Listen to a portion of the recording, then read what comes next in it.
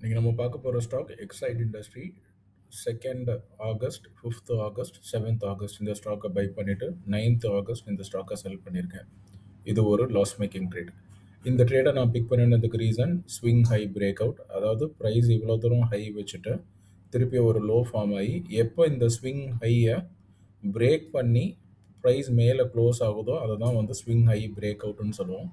ஃபர்தராக இந்த பிரேக் அவுட்டுக்கு அப்புறம் ப்ரைஸ் ரொம்ப தூரம் மேலே போயிட்டு ஒரு ஸ்டேஜுக்கு அப்புறம் எப்போ இந்த ஸ்விங் ஹையை கிட்ட அதை டச் பண்ணுதோ அப்போ அது ஒரு சப்போர்ட் ஜோனாக எடுத்துட்டு ஃபர்தராக இந்த இடத்துலேருந்து பவுன்ஸ் ஆகுங்கிறது நம்மளோட எக்ஸ்பெக்டேஷன். நான் போட்டிருக்கிற ஃபர்ஸ்ட் 3 ப்ளூ லைன் நான் பை பண்ணின டேட்டு, நான் போட்டிருக்கிற லாஸ்ட் ப்ளூ லைன் நான் செல் பண்ணின டேட்டு.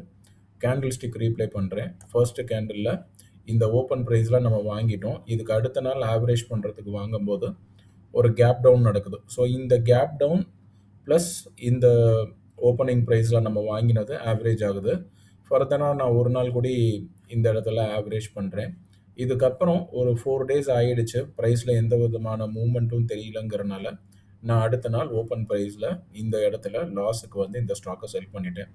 பொதுவாக நம்ம செல் பண்ணினதுக்கப்புறம் ப்ரைஸ் எந்த பக்கம் மூவ் ஆனாலும் நம்ம அதை மானிட்டர் பண்ணுறது கிடையாது. பட் ஒரு பர்சன் ஆல்ரெடி கேட்டிருந்தாங்க கமெண்ட்டில், நீங்கள் ஸ்டாக்கை விற்றதுக்கப்புறம் அந்த ப்ரைஸ் எப்படி மூவ்மெண்ட் ஆகுதுன்னு அதை காட்டுங்கன்னு சொல்லியிருந்தாங்க. அவங்களுக்காக வேண்டி ஒரு ஃபியூ டேஸ் வந்து நான் ரீப்ளே பண்ணுறேன். கரெக்டாக இந்த ஸ்விங் ஹையை எப்போ அதை சப்போர்ட்டாக எடுத்து பிரேக் ஆகி ப்ரைஸ் மேலே போகாமல் இருந்ததோ சேம் இடத்த அது ரெசிஸ்டன்ஸாக இப்போ எடுத்துருச்சு. அதாவது இதுக்கு மேலே வந்து ப்ரைஸ் மூவ் ஆக மாட்டேங்குது. நம்ம ரொம்ப நாள் இந்த ஸ்டாக்கில் நான் ஹோல்ட் பண்ணியிருந்தேன்னா இவ்வளோ நாள் நான் சும்மா தான் வச்சுருக்கணும். கரெக்டாக இந்த கோடு வரைக்கும் ப்ரைஸ் மேலே போகுது. அதை ஒரு ரெசிஸ்டன்ஸாக எடுத்துகிட்டு ப்ரைஸ் வந்து மேலே மூவே ஆகாமல் இருக்குது.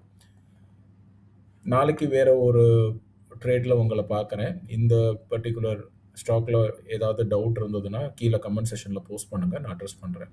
தேங்க்யூ.